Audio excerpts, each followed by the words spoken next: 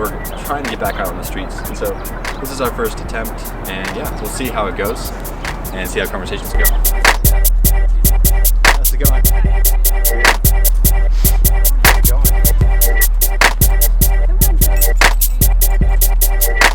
That'd be interesting to try at least. How's it going? Good. Yeah. How's it going? Good. What are you guys up to?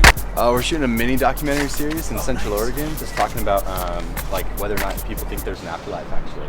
Oh, really? Yeah, just on the street and everywhere we go. That's a good question. Yeah, yeah. Do you have a second or? Sure. Yeah, I'm just yeah. on a little walk. Oh, sure. So, Yeah. What's your name? Rick. Luke. Hey, Luke. Yeah, it's Nice to meet you. Yeah. Yeah. So yeah, that's just basically the topic of conversation. Do you think there's an afterlife? And yeah. Good question. I hope there is. Mm-hmm. Part of me thinks there is, but part of me is not sure. Mm-hmm. So mm-hmm. just like anything else. Sure. Where you can't see something in your hand or data of it or something. Sure. So it's kind of like I can't see it, feel it, touch it, taste it kind of thing. Like if I can't do any of that with, say, an afterlife. I don't know if it's necessarily there, but I sure hope there is. Yeah, sort of. Yeah. I mean, there's that whole thing about faith. Yeah. So faith is something where you can't see something or hold it and you believe in it still. Mm-hmm. So mm-hmm. I mean, there's that element. Sure. Yeah. So. And are you like a faith person or a? Grew up going to church with my parents. Okay. Every Sunday, 6 of us piled in the car plus my parents. Yes. And church was rather geared towards adults mm-hmm. and very similar each week. So. I don't think any of us still actually go to church. Okay. My parents do. Yeah. My dad almost every day now. So. Oh wow. Yeah. Okay. Anyway. Yeah. So that's Christian. Catholic. Yeah. Or Catholic. Yeah. Okay. Yeah. Roman Catholic. Yeah, Roman Catholic background. That's interesting. Sure. I actually have a lot of conversation. So we go to coffee shops, protests, and just different events, and we have conversations like this. And our channel is called Worldviews In Conflict. Meaning that you're familiar. It's like with a radio station or a YouTube channel right now. YouTube. Yeah, I got it. Yeah, YouTube channel, yeah, and then we're planning actually on starting like a podcast here soon. So, oh, nice. Yeah, just stuff like that. Sure. So anyway, in terms of like whether or not you think there's an afterlife, I'm always curious to know if there is an afterlife. Do you think there will be like any form of justice? And I know coming from a Roman Catholic background, there would be a specific answer there, but in your perspective? My perspective, no. I think we're kind of, I don't know. It seems like taking concepts, from day-to-day life in here and trying to project them onto, something in the afterworld that would help us here. Yeah. But when the reality is, we don't know. Mm-hmm. Mm-hmm. Yeah, and so I'm like coming from a Christian background, sure, not Roman Catholic, but Protestant. Yeah, sure. And so you're familiar. Yes. So and then the perspective is that like justice isn't necessarily determined by us, but it's God given. Sure. Yeah. And so do you think like justice, that whole like concept, is that just man defines what's right, what's good, what's just, and all the rest there? I think largely yes. Okay. I think it's very difficult to say, well, this is being done, in the name of the Lord or something, some higher spiritual like entity, an authority. An authority, because it's our interpretation, and I think it's difficult to really say that concretely. That this, well, even the Pope. I mean, the Pope's technically infallible. I don't actually believe that. I don't either. I think we're all capable of making a mistake. Yeah. And so I would say I come from a place of authority, right? Mm-hmm. Where I would say that even though you think, say, running up to someone and like maybe like punching them in the face, like say you thought that was a good thing, and say society actually just, and this is bizarre. Yeah, but, sure, yes. Say society embraces that as a true concept. From a place of authority, and I would put my authority into like a biblical authority, right? So I would always say that's always wrong, even if the majority says so. Sure. Because there's truth outside of myself. Sure. And I think intuitively, like we all have a conscience, and oh yes. Yeah. Like, and do you know what like conscience means, or would you how would you define? How do you define conscience? Yeah. It's probably that balance between what you think you should do in a situation and what is probably the right thing to do, and those sometimes conflict each other, and you Sure. have to make a decision. Yeah. So I think it exists within us. I don't frankly believe that there's somebody directing us. I mean, Sure. Yeah, it seems like that's personification. Okay, so it's kind of like, It's a drive. It's kind of a boundaries of sorts. Sure. It's got a large sense of morality in there. Yes. So, yeah. And it's like, so it's kind of a root word, right? So con meaning with, and science knowledge. So like we're with knowledge. Yeah, And, sure. I would argue that that's actually what separates us, right, from the animals. Is Sure. that we set up these massive court systems, and we care about an injustice, like a gazelle getting mowed down by a lion. You're not having the gazelles rise up and say like, we need justice, we need all the rest here.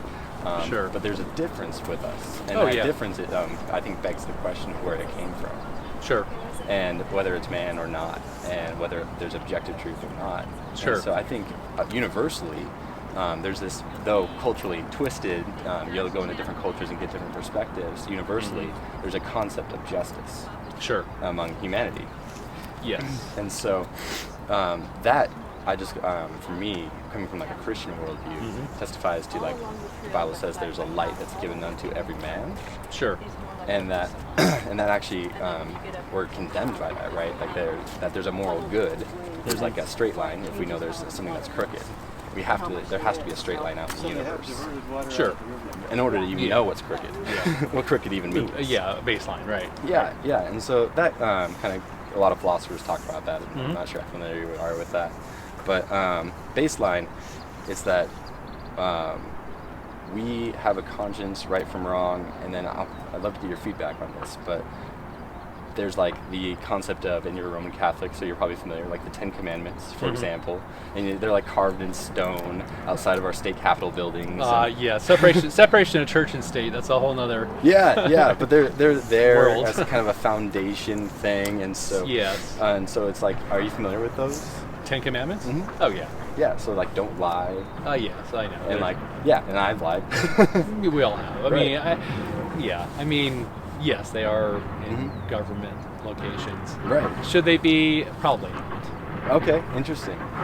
So, I mean, and I would ask, by what standard are you saying that? Because the diversity among people, the diversity among cultures, Okay. and religious, beliefs, and separation of church and state. Right. And so that's a standard, but I'm asking where that standard comes from. I think that's part of our country. I didn't make it up, or it's not, my standard. It's something you learn about, through education and Right. Yeah.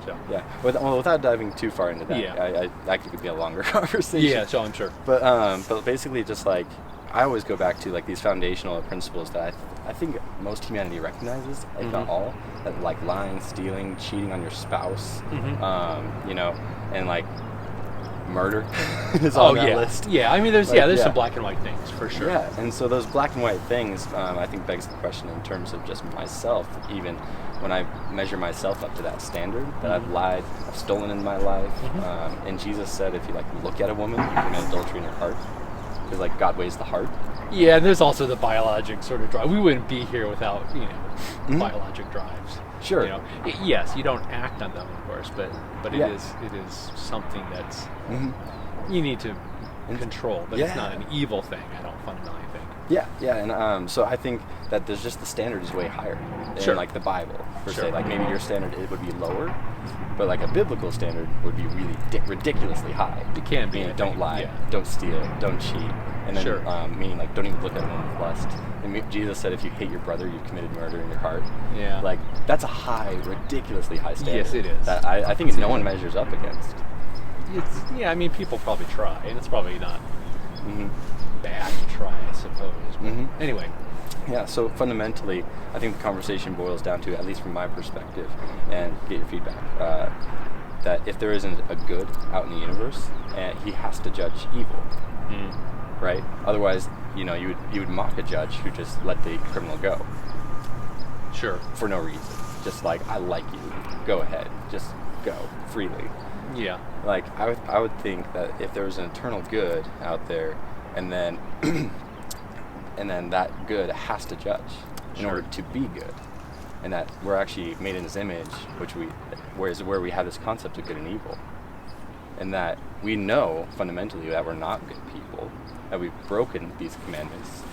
Yeah, I would say I don't focus on that or live my life like, okay, I'm not a good person because I've broken the commandments. I live my life as, I'm trying to do, good things every day, and be frank and honest with people. Sure, yeah. And which are all fundamentally good things. Sure, yeah.